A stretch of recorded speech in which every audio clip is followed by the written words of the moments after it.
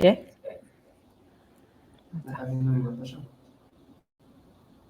Hola, ¿qué tal? Buenas tardes a todas y todos. Bueno, espero que se encuentren muy bien. Acá muy contentos de estar participando en este encuentro iberoamericano de la sociedad civil que está realizando CEMEFI.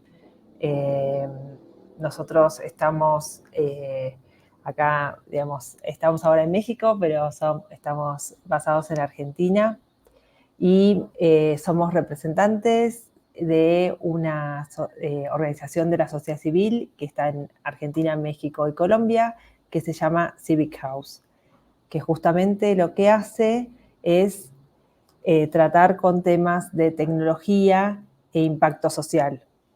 O sea, digamos, lo que nosotros nos han invitado un poco es a contar, digamos, a partir de nuestra experiencia, de lo que hacemos, de qué manera la tecnología está cambiando a la sociedad civil, está cambiando las modalidades a partir de las cuales todos nosotros y nosotras nos estamos conectando con la participación cívica y obviamente también con la participación política, pero sobre todo hoy vamos a hablar de lo que es la participación cívica a través de cuestiones, digamos, que involucran al desarrollo y la evolución tecnológica. Y bueno, y estamos muy contentos de que puedan, digamos, hacernos preguntas o, digamos, participar acá justo con todo lo que es, digamos, la gente que está participando en México. Así que bienvenidos. Bueno, me voy a presentar. Nosotros tenemos ahí una pequeña presentación que ahora va a presentar Joaquín. Somos Cecilia Galván y Joaquín Herrero. Yo voy a hablar por mí primero. Bueno, yo soy directora de investigaciones para la incidencia pública. Estamos acá en México porque estamos presentando un programa que se llama POLIS, que es un entrenamiento para la incidencia.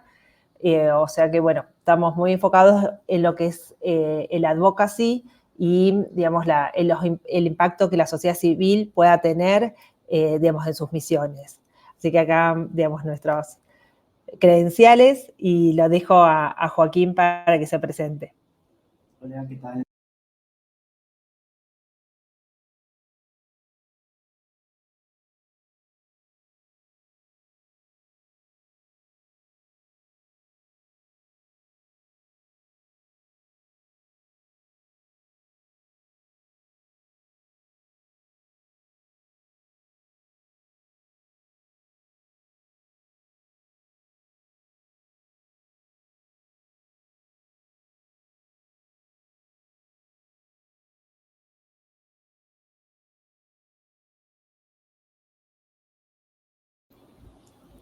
Aquí está tardando.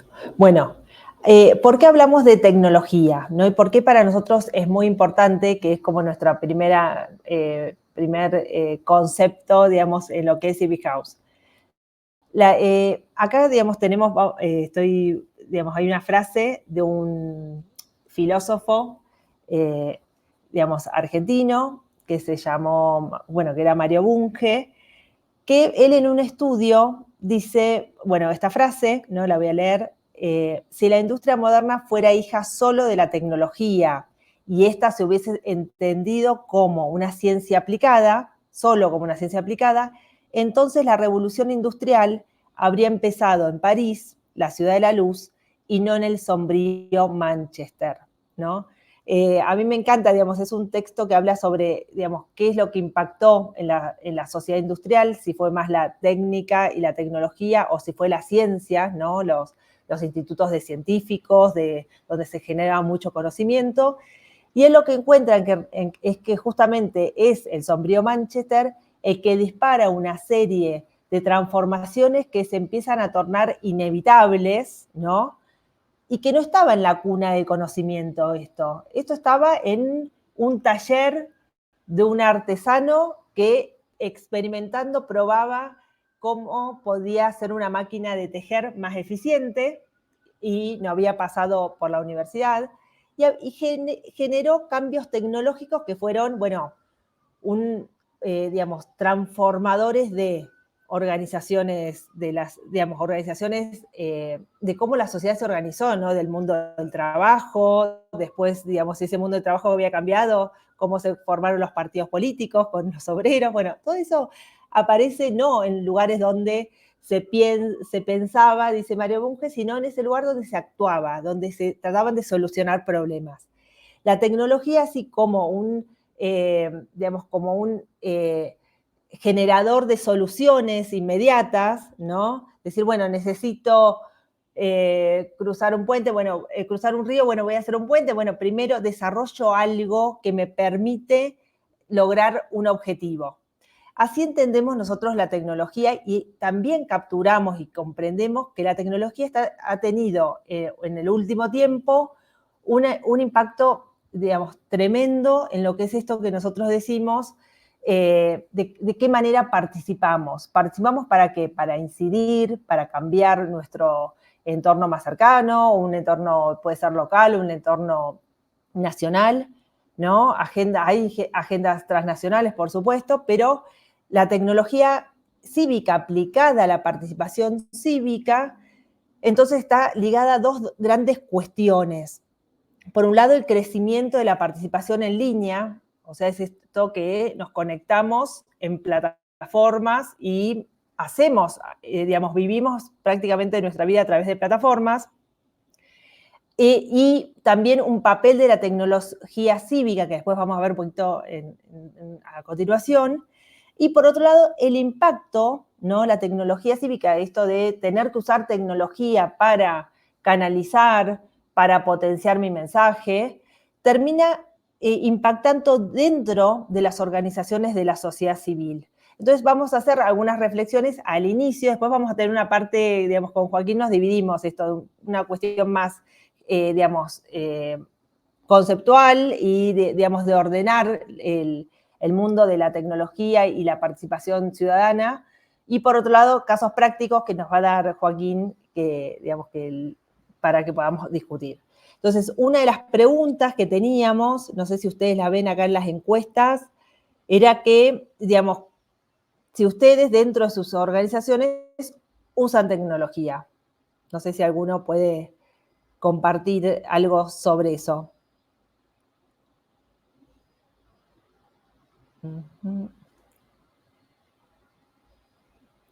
Yo tengo un poco de delay en todo, así que vamos a seguir. ¿Vos tampoco tenés ahí algo?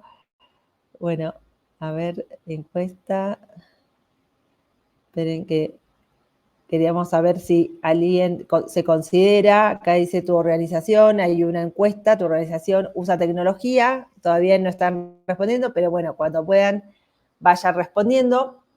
Y lo que nosotros les queríamos contar, en nuestra asociación usamos las asesorías de manera virtual. Muy bien, exactamente. Acá está Carla, ¿no?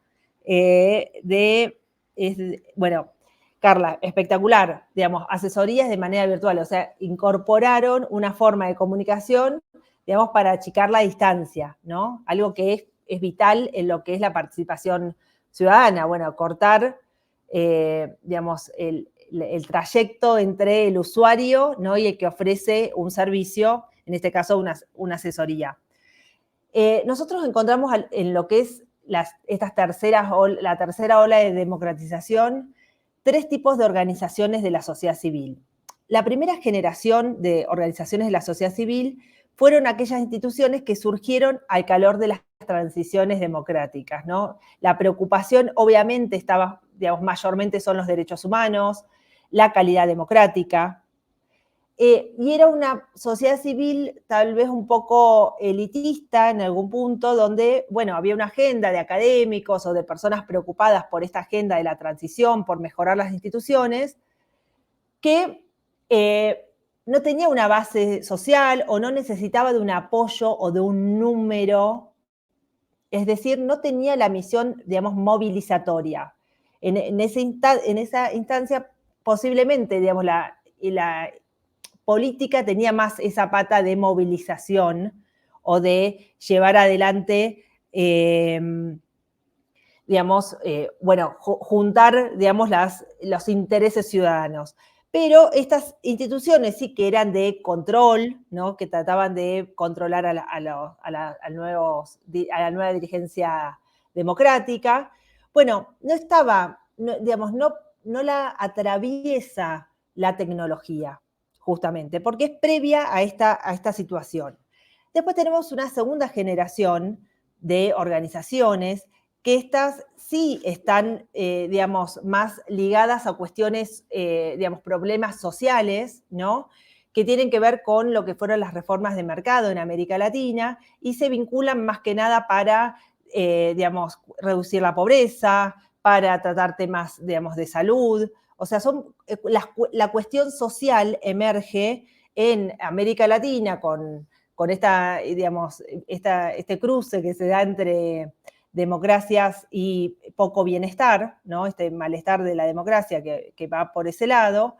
Bueno, y tenemos esta generación que también son, digamos, son organizaciones como las primeras, que también son presentes hoy en día. Muchos de ustedes seguramente pertenecen o han nacido en alguna de esas oleadas, ¿no? Una más vinculada a la década del 80, otra más vinculada a la década del 90, pero ya iniciado el siglo XXI aparece otra, digamos, generación que está mucho más vinculada a lo que es la tecnología y las redes sociales. En 2008 es como un corte donde podemos decir que se da la gran expansión de lo que se denominan las civic tech, ¿no? Son organizaciones que a través de una plataforma, digamos, intentan, por un lado, reducir esta brecha entre ciudadanía y gobiernos, ¿no? Es decir, atender un problema que estas democracias van a empezar a tener, que es el problema de la legitimidad de la dirigencia, es decir, problemas de representación democrática. Entonces dice, bueno, nosotros podemos achicar esa brecha y ¿cómo lo hacemos? Lo hacemos mejor, digamos, con esta tecnología. Podemos hacer una petición online a la dirigencia, digamos, a un legislador, a un alcalde, a un presidente o presidenta, y bueno, y achicamos la brecha. Y ahí van incorporando tecnología. Otras, digamos, son más que nada para, digamos, pueden apoyar movimientos sociales o defensa de derechos a través de, digamos, también tecnología, y es otro problema de la democracia que es cómo potenciar la participación democrática. Entonces tenemos también otras organizaciones, que después va a dar ejemplos Joaquín, ¿no? En las cuales, bueno, las plataformas empiezan a servir para juntar voluntades, ¿no? Bueno, por último, vamos a decir que también hay algunas brechas, ¿no? que empiezan a aparecer, que empiezan a haber retos con esta intersección entre lo viejo y lo nuevo, porque hay organizaciones que venían con agendas que no nacen al calor de, digamos, como usando la tecnología como potenciador de la misión por la cual, digamos, esa organización lucha, sino que básicamente lo que hacen es poner en discusión qué pasa con una agenda que antes era un espacio que se denomina fuera de línea, a una agenda de todo lo que sucede ahora en línea con las redes sociales. Entonces aparece, bueno, algunas organizaciones que están mirando desde afuera, por más que no se sienten tecnológicas, pero sí están abordando el problema desde derechos humanos de lo que son los derechos digitales. Acá voy a... no sé si alguno tiene algún comentario o alguna pregunta, por favor. La idea es que también digamos, tengamos interacciones entre nosotros, así que bienvenido. Bueno, en este conjunto entonces de organizaciones de tercera generación, lo que nosotros, digamos, nos interesa un poco contarles es que hay distintos problemas, ¿no? Que genera la tecnología. Digamos, por un lado decíamos recién, bueno, viene a solucionar brechas digamos, o saldos negativos que las democracias que empiezan a consolidar generan, ¿no? Problemas de representación, problemas de participación, y eso está muy bien. Pero, digamos, ante esto, muchas veces la sociedad civil se ha se han juntado, que nosotros acá por eso vamos a dividir entre dos tipos de organizaciones de la sociedad civil que están en el entorno, que son propias de esta tercera ola de generación de organizaciones. Una que es una organización de la sociedad civil con orientación tecnológica. Esto es, cuyo problema es, bueno, la tecnología nos genera un problema nuevo, tengo un enfoque combativo contra la tecnología, ¿no? Entonces esto también va a tensionar el espacio, ¿no? Es decir, bueno, la reticencia, bueno, ¿qué pasa? Si uso tecnología, ahí, si me sumo a hacer campañas a través de las Big Tech, o sea, por ejemplo, Facebook, Instagram, Twitter, bueno, empiezo a usar Google, ahí hay un problema, tenemos un reto enorme que es la defensa de los derechos humanos en la esfera digital, hay, un montón de violencias en la esfera digital, hay problemas, con los datos de las personas. Bueno, estas organizaciones obviamente alertan sobre el uso, qué pasa cuando nos movimos del ámbito de, que no era digital, y ahora toda la discusión pública, la movilización, se empieza a hacer, y la conversación, ¿no?, en torno a los objetivos que tienen nuestras organizaciones, se da en ese ámbito. Ese enfoque principalmente, no exhaustivamente, pero principalmente, es un enfoque de perspectiva individual porque funda sus reclamos en derechos individuales. Es decir, que cada persona debe ser protegida, ¿no? Y genera, bastantes problemas porque, porque es como que hay una mirada bastante reactiva sobre la tecnología, ¿no? Entonces ahí tenemos algún problema en términos que siempre están perdiendo porque la tecnología, como decíamos al inicio, va muy rápido. Entonces hay ámbitos nuevos donde la tecnología está, y además para algunas organizaciones y para algunos sectores genera muchas ventajas competitivas, porque una organización pequeña puede tener más impacto a través del uso de estas redes sociales. Entonces ahí genera, una tensión constante porque siempre están atrás del problema, ¿no? Hay obviamente victorias importantes de estas organizaciones porque han instalado el tema, claramente, porque no hay que comprar todo lo que es tecnología, pero sí, es un enfoque de la sociedad civil, de esta tercera generación. Por otra parte, tenemos estas civic tech o tecnología cívica, que su problema, como decíamos, eran las lagunas y fracasos que tenía la democracia representativa. Para ellos, la tecnología puede significar una mejora en la democracia, ¿no? Tiene una perspectiva no individual, sino de una perspectiva de la ciudadanía, y es un poco lo que vamos a hablar más, los ejemplos que vamos a tratar ahora a continuación. Y los retos de supervivencia, porque a mí me interesa esto, para que ustedes piensen, cómo impacta dentro de la organización, tiene que ver con el desarrollo de sus productos digitales. Entonces, en esto, el uso de la tecnología, hay dos tipos. Algunas que quieren aumentar la vigilancia, que son las de watchdog, o son aquellas que hacen monitoreo, por ejemplo, el monitoreo de la ejecución presupuestaria de una localidad, de un país, ¿no? O aumentar la participación, es decir, juntar voluntades, a poder hacer, no sé, audiencias públicas online también, ¿no? Y tienen, hay tres cuestiones alrededor de este uso de la tecnología que a mí me gustaría transmitirles para que, que poder dejar algún tipo no sé, de que ustedes piensen, ¿no?, de los problemas del uso de la tecnología. Uno, que son los propios productos digitales que ellos promueven, estas organizaciones promueven. Por otro lado, los retos de supervivencia. Los retos de supervivencia tienen que ver, justamente ligado a los productos digitales, aquello que, el equilibrio en la moderación de contenido. Es decir, si yo hago una plataforma para discutir o para hacer una audiencia pública o para generar peticiones, bueno, ¿qué voy a habilitar ahí? ¿Qué está permitido que se discuta y cómo se discute? ¿Qué voy a hacer? El segundo reto de supervivencia es de qué manera esa organización, cuando incorpora tecnología, realiza el tratamiento y análisis de los datos que utiliza. Porque, todo lo que es tecnología, en plataformas, genera datos, ¿no? Entonces tenemos un tema con los datos. Y por otro lado, un tercer punto no menos importante, si ustedes están pensando en incorporar tecnología es atraer y mantener recursos humanos especializados en tecnología cívica.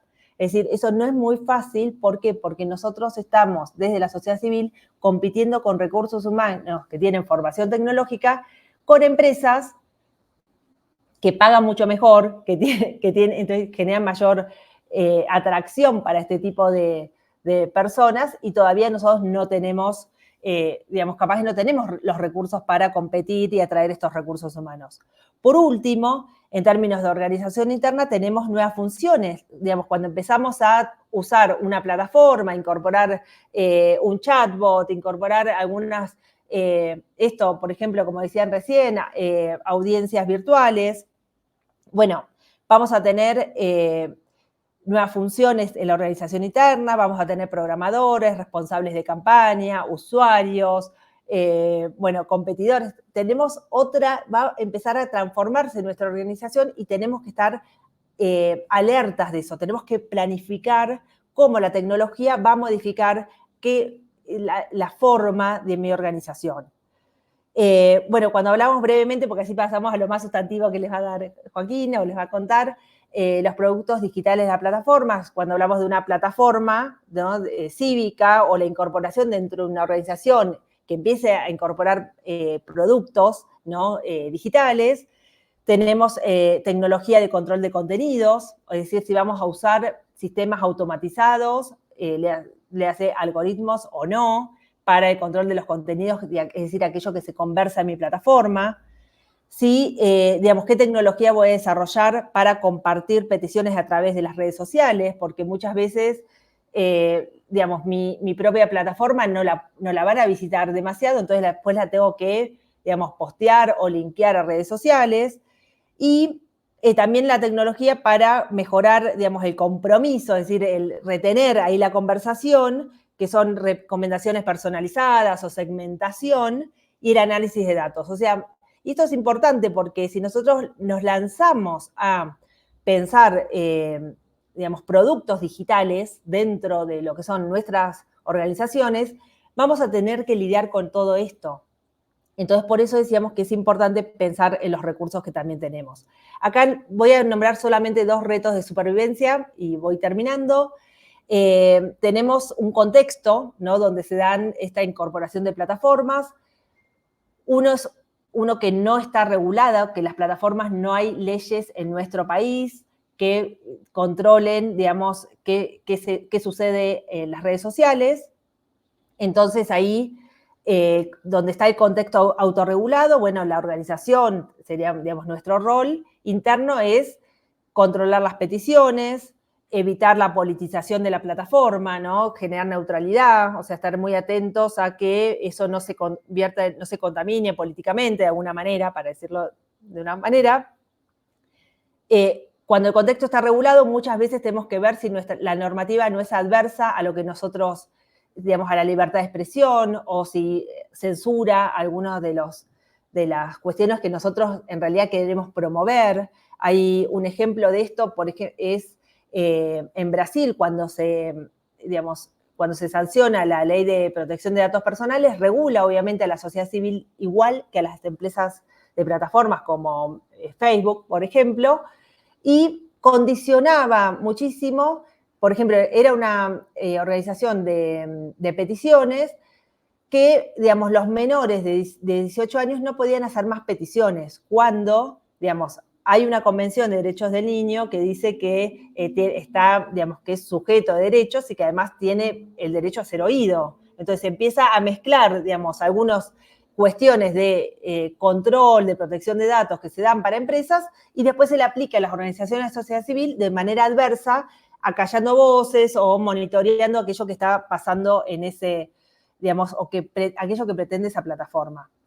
En ambos contextos, como decíamos, bueno, el tema de la moderación de contenidos en un sistema político muy polarizado, bueno, ahí genera bastante problemas y retos de supervivencia, porque, la gente puede empezar a desconfiar de la plataforma, se puede volver muy violenta, y ahí hace a, términos y condiciones que la plataforma tiene que tener muy claro.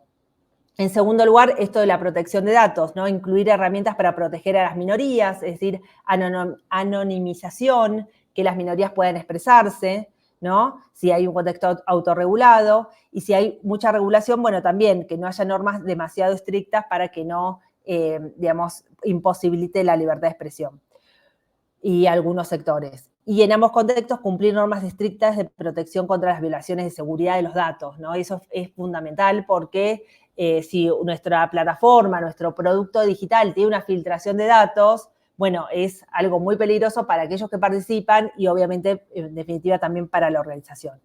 Algunas recomendaciones, algunas recomendaciones sobre digamos, sobre estas cuestiones, que los productos y subproductos digitales sean transparentes, ¿no? Que aquello que sumamos a nuestra organización tenga los mismos principios y valores que tiene nuestra organización, y eso es muy importante porque a veces puede distorsionar, ¿no? No, pero yo no quería esto, terminamos, digamos, generando un problema y no una solución. Alinear los subproductos con la protección de los derechos humanos y medir su impacto al ampliar e interactuar con las plataformas de las redes sociales. Bueno, llevo hasta acá un poco y después cualquier cosa quedamos para cualquier pregunta, yo voy a seguir mirando el chat. Gracias.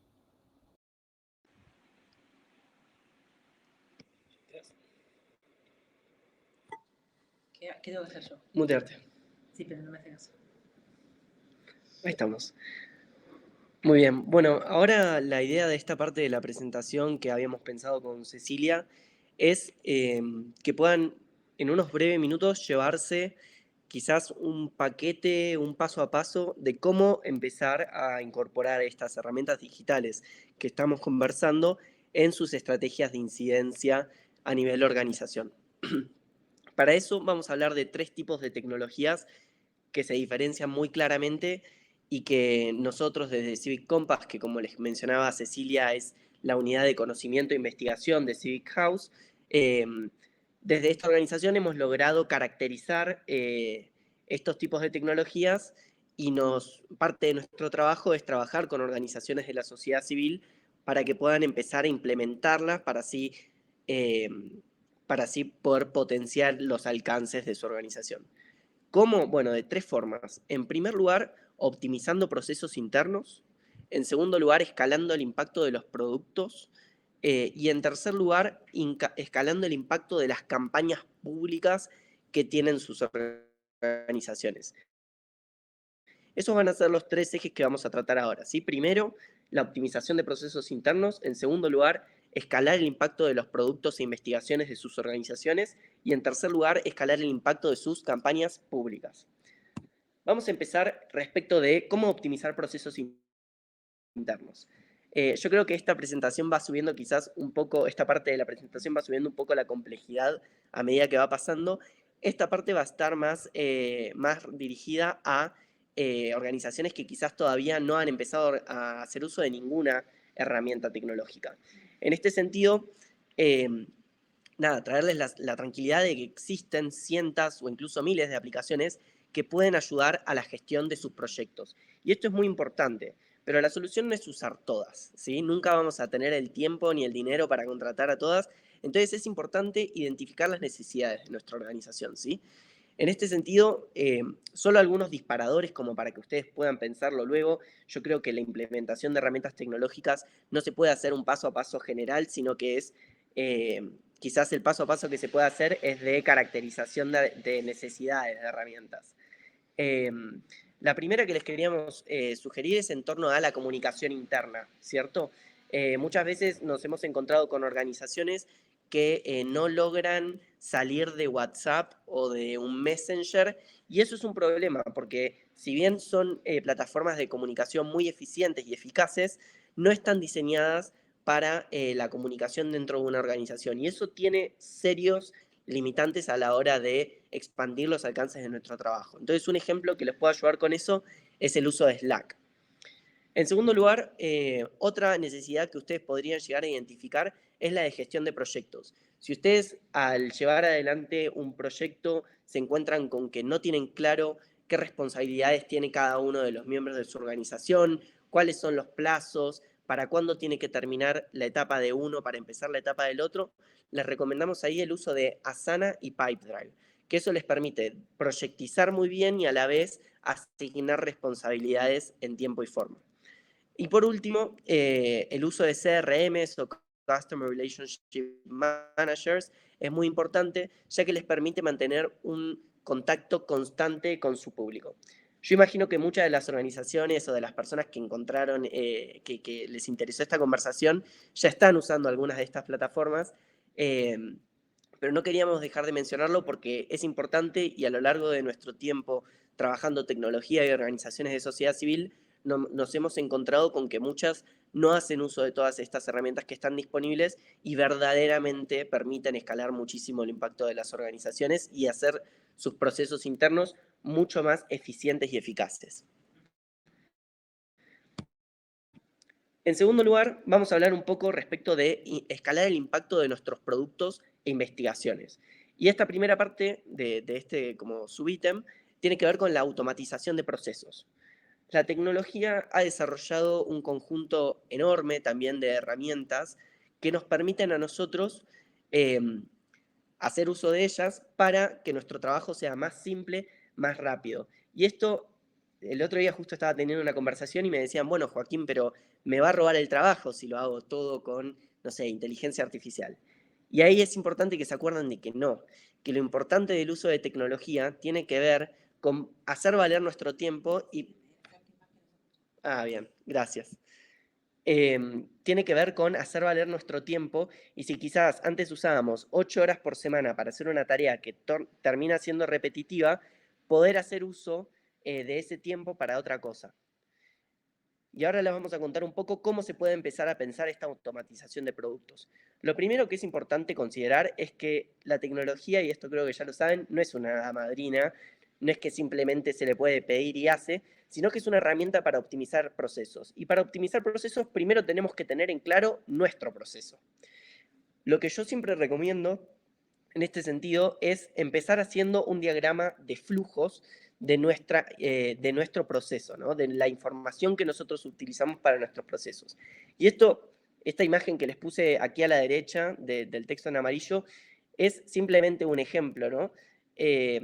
Pero es importante. ¿Por qué? Porque al conceptualizar, al tener claridad sobre cuál es el proceso dentro de nuestra organización, desde el momento que obtenemos los datos, por ejemplo, de una encuesta, a que enviamos, no sé, el documento de una consultoría a una organización o que damos la devolución final de lo que sea que hayamos encuestado, es importante identificar, yo creo, dos cosas.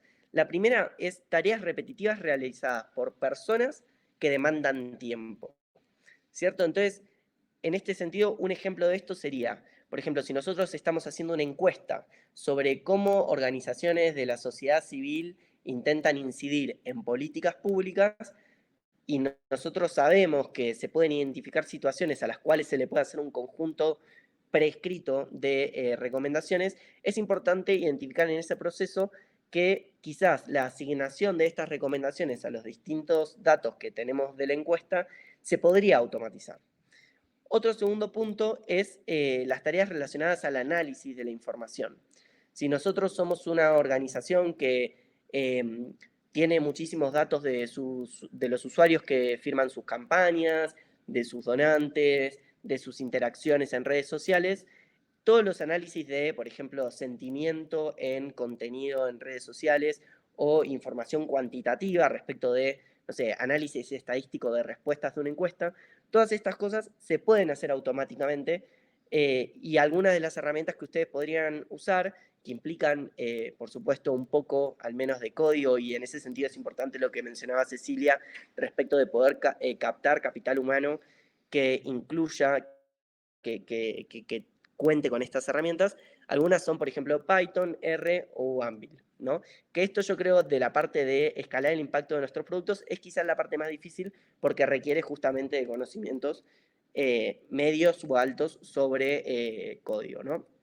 Pero en esta segunda parte, que tiene que ver con divulgar nuestras investigaciones, vamos a ver que hay opciones que simplemente pagando no implica código, y esto está muy bueno. De hecho, en nuestra organización lo estuvimos usando muy recientemente. El razonamiento es el que sigue. Investigar, todos lo sabemos, lleva tiempo, y poner nuestros hallazgos al servicio de la sociedad lleva más tiempo aún. Y muchas veces nosotros nos vemos en la necesidad de seguir con nuestra agenda, de seguir trabajando y no nos da el tiempo para poder quizás hacer toda la interacción con los actores relevantes respecto de la investigación o los hallazgos que nosotros tuvimos.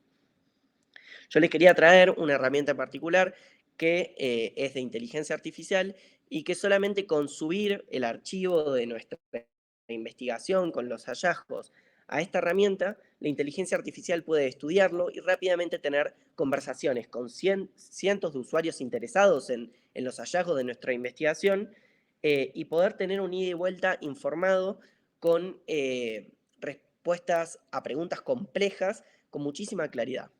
Existen varias opciones que no implican ningún tipo de código.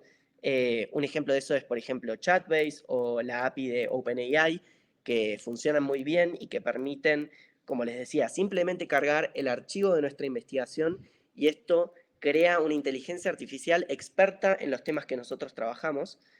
Y después también obviamente hay opciones que se pueden hacer más complejas, con código, usando un montón de herramientas que, bueno, ahí se las dejo. Pero me parecía importante también mencionar que no siempre hace falta ser un experto en computación para usar estas cosas. La verdad que el Internet ha democratizado muchísimo el uso de estas herramientas tecnológicas y quizás solamente haciendo un poco de investigación se pueden usar.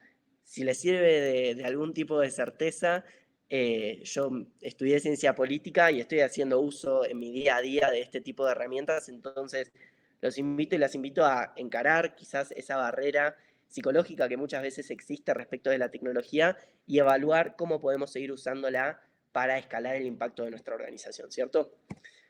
Bien, y el tercer punto que les quería mencionar respecto del uso de tecnología para escalar impacto es justamente escalar el impacto de nuestras campañas públicas.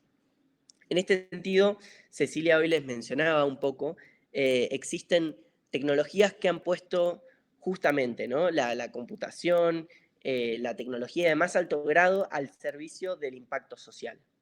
Hoy existen numerosos productos con públicos enormes de millones y millones de usuarios que sirven como plataformas de amplificación de nuestras campañas. Y muchas veces yo he entablado diálogos en asesoría sobre uso de tecnología con organizaciones que para quizás informar a la gente o juntar firmas, simplemente o salían a la calle o hablaban con conocidos y eso está muy bien, pero sí es importante que tengan en cuenta que si lo que ustedes quieren es escalar el impacto de sus campañas públicas, estas plataformas de CivTech que mencionaba Cecilia son importantísimas. Estas plataformas justamente surgieron en el primer decenio de este siglo eh, y ponen la tecnología al servicio de la relación entre la política y la ciudadanía. ¿Qué hacen? Bueno, buscan generar justamente esta participación ciudadana y la transparencia en la cosa pública a través de la utilización de tecnología. Y esto es algo que desde Civic Compass lo hemos estudiado muchísimo. El éxito rotundo que han tenido y la razón por la cual son grandes aliados estas plataformas de las organizaciones de la sociedad civil es que elevan muchísimo los costos de la política. Al visibilizar que hay millones de personas de acuerdo en un punto, en un cambio de política a realizarse, los políticos no pueden simplemente ignorarlas porque es evidente y porque hay millones de personas y el peso, el costo de ignorar eso se vuelve muy alto. En ese sentido, algunas de las que les quería quizás presentar son change.org, que está presente a nivel mundial, tiene muchísimos usuarios. De hecho, el otro día me enteré de que tienen, por ejemplo, en Argentina, casi la mitad de usuarios que tiene, por ejemplo, plataformas enormes como Meta. Luego también está Osoigo, que es una plataforma española de participación ciudadana, la cual tiene una particularidad muy grande, que es que genera muchísimo compromiso en los tomadores de decisiones. Luego también hay plataformas que son quizás un poco menos neutrales, pero con programas muy interesantes y agendas muy interesantes, como lo es Avaz. Y bueno, una más que no quería dejar de mencionar es MoveOn. Obviamente, si les interesa saber más sobre el rol de la tecnología en el impacto social o si desean o necesitan orientación para el desarrollo de herramientas digitales, nos pueden contactar, esos son nuestros mails. Nosotros más que contentos de trabajar con las personas que estén interesadas. De hecho, gran parte de nuestro trabajo justamente es seguir investigando cómo la tecnología puede ampliar el impacto social y puede potenciar las estrategias de incidencia de las organizaciones de la sociedad civil en América Latina. Así que bueno, esto era un poco lo que teníamos para contarles. Nos gustaría, sí, justamente hablar un poco sobre las preguntas ahora. Bueno, yo tengo muy colgado esto, no puedo. Acá hay una pregunta de Esteban Alfaro, pero no sé si se puede escuchar o no. Acá hay una pregunta de Esteban Alfaro que dice: ¿cuáles son las ventajas? ¿Cuáles son las ventajas y desventajas de usar herramientas digitales en temas de participación ciudadana, en la inclusión e integración de grupos sociales, por ejemplo, juventudes, mujeres, pueblos indígenas, comunidades locales y afrodescendientes, entre otras? ¿Querés que empiece yo y luego...? Me desmuteo porque... Dale, perfecto. Si no, también puedes usar mi micrófono. Bueno, para mí, Esteban, una de las cuestiones más importantes, una de las grandes ventajas que tiene el uso de herramientas digitales en lo que respecta a inclusión e integración de minorías o grupos sociales, es principalmente que todos sabemos que la política, la política tradicional, la representación democrática, como lo mencionaba Cecilia, tiene muchísimos limitantes, ¿no? A lo largo de los años, si bien ha mejorado, seguimos viendo sesgos, seguimos viendo poca representación de estas minorías, y las herramientas tecnológicas, Los productos digitales, digitales algo que tienen es que funcionan y funcionan igual para todos y para todas. En este sentido, nosotros creemos que el uso de este tipo de herramientas puede ser muy beneficioso porque amplifica todas las voces por igual. No sé, No sé, Cecilia, si vos querés ahí agregar algo. Hola, sí, se me...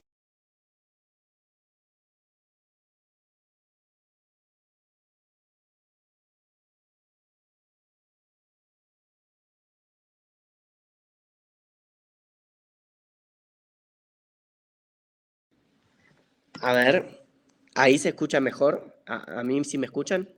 Perfecto, sí, a ¿Me ver. escuchan? ¿Me están escuchando? Sí. Ah, bueno, gracias. Bueno, me parece que está muy bueno, Esteban, tu pregunta, porque como decíamos al inicio, incorporar tecnología tiene, digamos, algunos requerimientos, ¿no? La participación ciudadana, sí, digamos, depende cómo nosotros entendemos estos procesos, porque hay algunos que tienen que ver con movilización ciudadana, es decir, que son más demandas que se inician desde arriba o que son misiones que una organización quiere generar apoyos, o, digamos, como son algunas plataformas Civic Tech, y ahí podemos comparar, por ejemplo, Change.org de Abbas. Change.org es una plataforma donde cada organización, digamos, o persona individual puede subir una petición hacia un tomador de decisión o una tomadora de decisión. Ahí, digamos, de acuerdo a la cantidad de, después de firmas adherentes, es que eso aparece como significativo, porque cada vez que una persona adhiere a la petición inicial, el tomador de decisión recibe un mail diciéndole, bueno, en este caso, no sé, Cecilia Galván apoya esta petición, a los 2 minutos Joaquín Herrero apoya esta petición, a los 30 segundos Lorena Chora apoya esta petición, y así se empieza a generar como un flujo de push sobre los tomadores de decisión, que si empieza a tener volumen, es decir, si empieza a tener 500 firmas, 1000 firmas, 15.000 firmas, bueno, empieza a generar, bueno, acá tengo que responder algo, tengo que salir a responder, ¿no? Después hay otro tipo de peticiones donde hay el contenido, como decía Joaquín, ¿por qué decía que era restrictivo? Porque esta plataforma de participación ciudadana trata algunos temas y otros no. Entonces, la decisión es por parte de la plataforma si es de agenda abierta, como sería Change.org, o de agenda cerrada. Digamos, ¿cuáles son las ventajas y desventajas? Una es que, bueno, sí, va a tener más tráfico, las de agenda abierta, ¿no? Pero puede incluso desnaturalizar, porque a veces puede haber algunas peticiones que no sean muy afines, sin cruzar la barrera de lo que es ilegal, pueden ser no afines con la agenda democrática, con la agenda de ampliación de derechos, con la inclusión de minorías, con la inclusión de sectores postergados o muy vulnerabilizados como las mujeres, como comunidades indígenas. Bueno, pueden no estar presentes ahí, ¿no? Porque el tráfico depende de los apoyos. Y si en la sociedad no hay tantos apoyos, ¿cómo moves una campaña de algo que no está muy visibilizado? ¿No? Es decir, algo que estaba ya vulnerabilizado por la política y que no tiene muchos apoyos, si uno depende del número, ¿no? Si para que sea significativo tu petición depende del apoyo de otras personas, bueno, ahí y no está en la agenda o en las prioridades, a las personas no les gusta, ahí empieza algo que acá no dijimos, pero que nosotros, digamos, trabajamos bastante, que tiene que ver con las campañas, ¿no? Digamos, hay campañas que sirven y hay campañas que no, por más que nosotros tengamos razón o por más que sea una misión o un objetivo muy importante. Entonces, el tipo de campaña, la imagen en la campaña, porque en las plataformas, en las redes sociales, digamos, funciona la imagen, funciona el mensaje inicial. Entonces, estamos muy atados a eso y los grupos empiezan a ser sensibles a algo que está presente en lo que son redes sociales y plataformas, que son estrategias de comunicación y campañas. Entonces, hay que saber hacer campañas en plataformas. Y eso es algo adicional. ¿Por qué? Porque nosotros hacemos un call to action a la ciudadanía, ¿no? Entonces, queremos movilizarlos, che, participen en esto porque nos interesa. Bueno, además, si queremos convocar hacia afuera a la ciudadanía para que participe más, para que tome posición, vamos a necesitar campaigners, es decir, personas especializadas, vamos a necesitar personas que sepan qué mensaje dar, ¿no? Y entonces necesitamos profesionalización. Entonces la tecnología acorta brechas, suma voluntades, claramente, pero una desventaja es que si nosotros no tenemos profesionalización, no tenemos esto es un grupo que acompañe y haga prueba y error sobre los mensajes que estamos mandando para sumar adherentes, bueno, esa campaña va a fracasar, por más que sea un excelente plan o una política pública necesaria o lo que sea, digamos, puede fracasar o tiene posibilidad de fracasar si no comunicamos bien y no profesionalizamos la campaña. Entonces ahí sí es un problema porque la participación ciudadana no es de cualquier forma, ¿sí?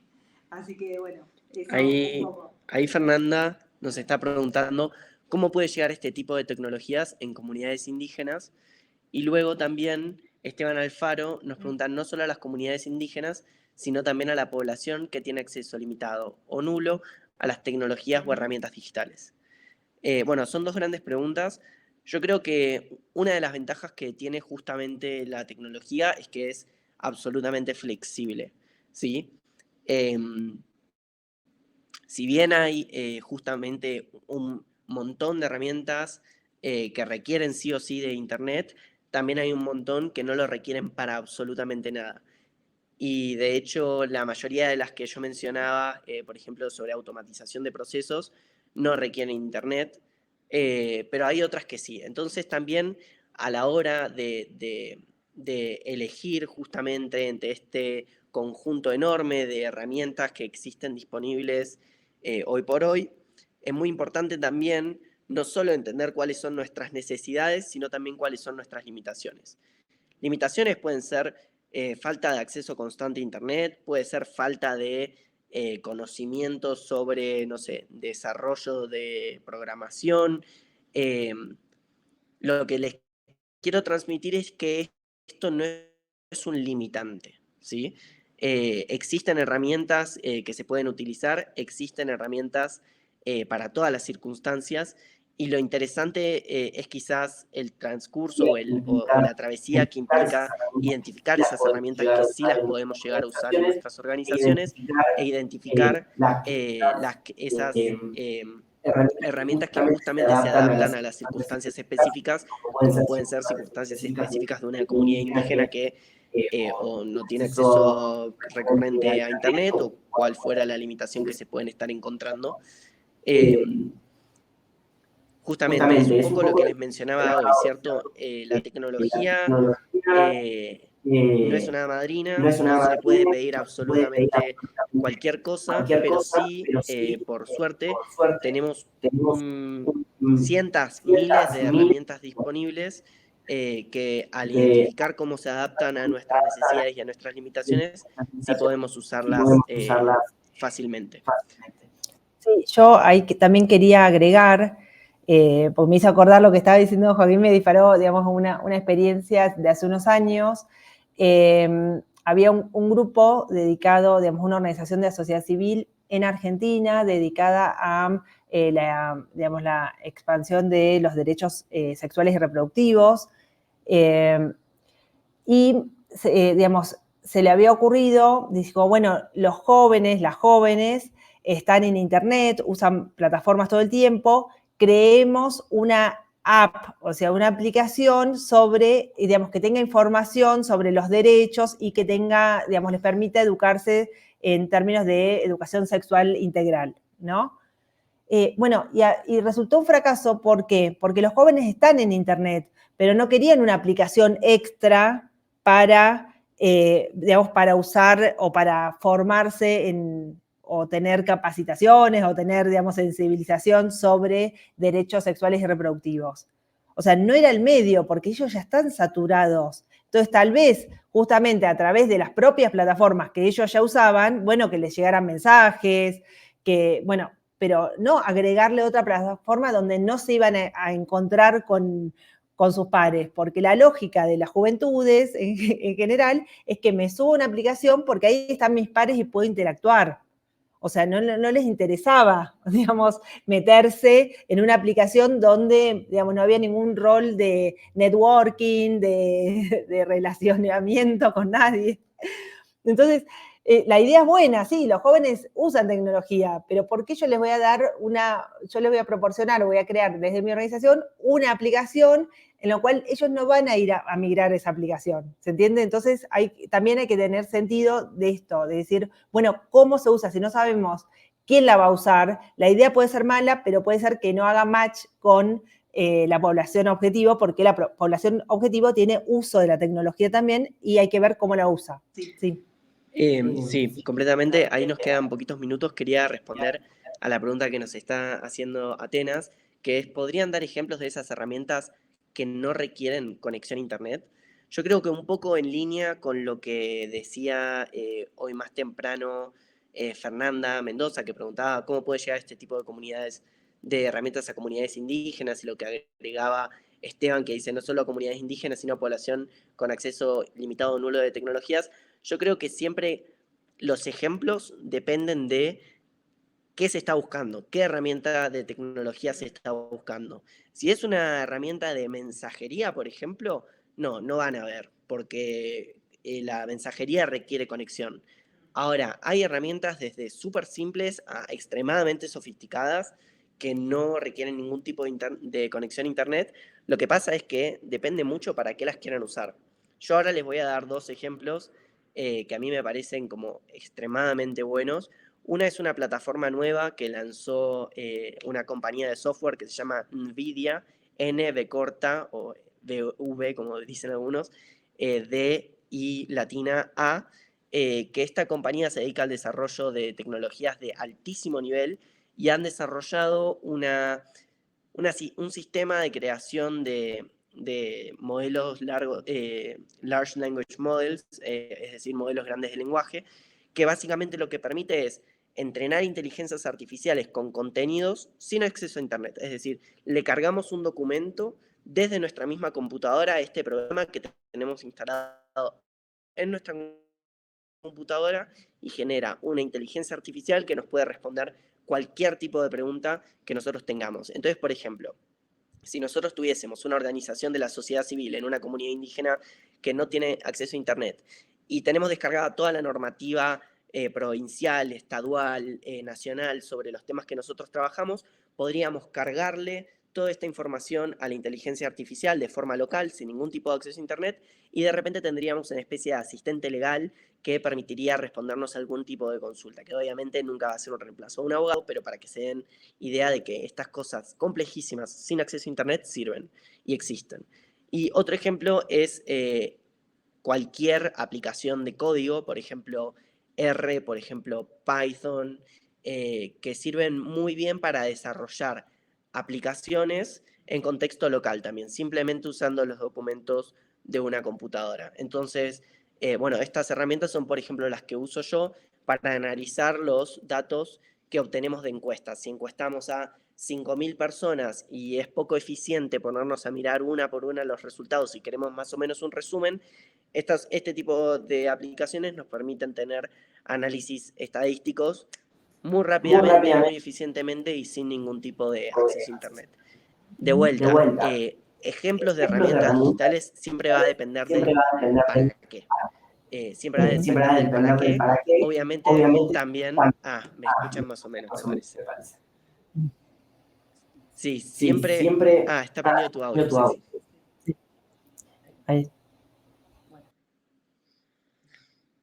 Gracias. Bueno, simplemente eso, ¿no? Como recuerden que siempre va a depender del para qué es la herramienta y cuáles son las limitaciones. Pero si alguna o alguno de ustedes tiene algún requerimiento específico de una herramienta que estén buscando, tienen una necesidad muy clara y no encuentran una herramienta que la solucione, o al revés, no están pudiendo encontrar fácilmente cuáles son los requerimientos que tiene su organización para incorporar herramientas digitales, sepan que cuentan con nosotros para poder orientarlos en ese proceso. Nosotros, como les comentábamos, trabajamos día a día por seguir expandiendo los usos cívicos de la tecnología y fortalecer las estrategias de incidencia de las organizaciones de la sociedad civil en América Latina a través del uso de tecnologías. Así que, bueno, creo que no tenemos ninguna otra pregunta. Hablo por acá, por el micrófono de Joaquín, espero que me escuchen. Bueno, también, como dijo Joaquín, quedamos a disposición, ustedes tienen nuestros mails.